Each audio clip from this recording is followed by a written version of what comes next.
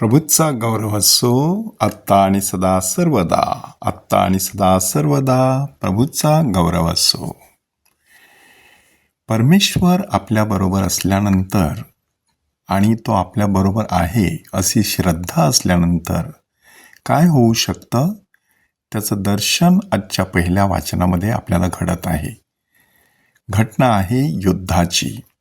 दोन पक्ष आहेत, इस्रायल आणि पलिष्टी.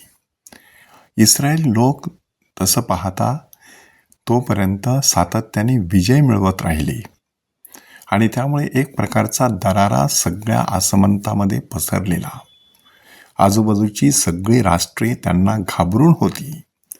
परंतु पलिष्ठी म्हटल्यानंतर फार बलदंड असं राष्ट्र आणि त्यामुळे ह्या युद्धामध्ये इस्रायलचा हळूहळू पराभव स्पष्ट दिसू लागलेला.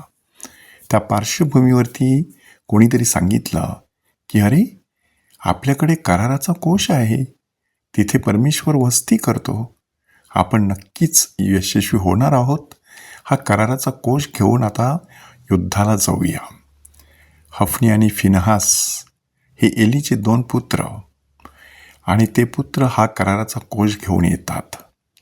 ह्या वाक्यामध्ये अत्यंत महत्त्वाचं असं गूढ दडलेलं आहे.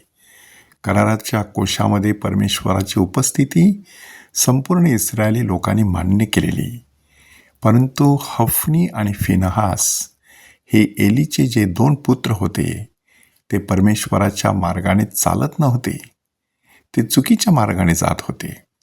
अर्पणासाठी आणलेलं मांस शिजवलं जात असताना काठीच्या टोकाने ते मांसाचे तुकडे बाहेर काढायचे आणि सर्व लोकांसमोर खायचे.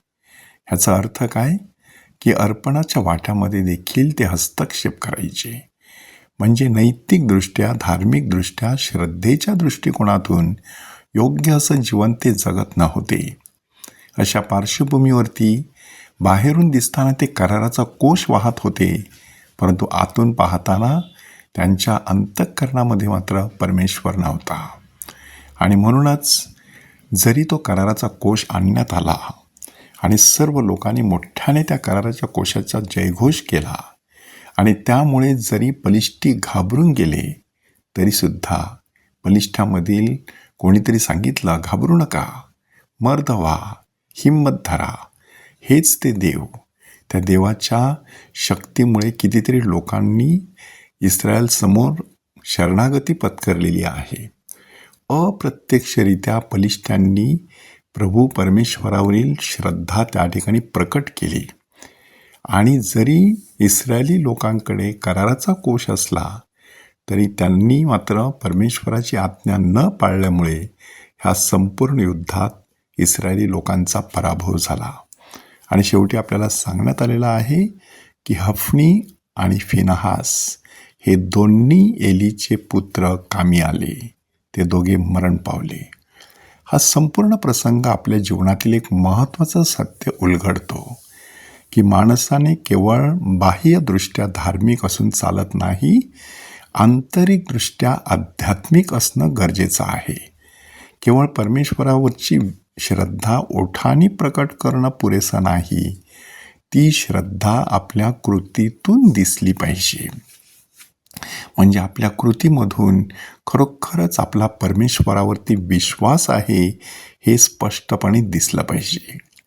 जर तशा प्रकारचं दर्शन घडलं तर नक्कीच ती श्रद्धा आपल्या जीवनातील कोणत्याही प्रसंगी कामी येऊ शकते.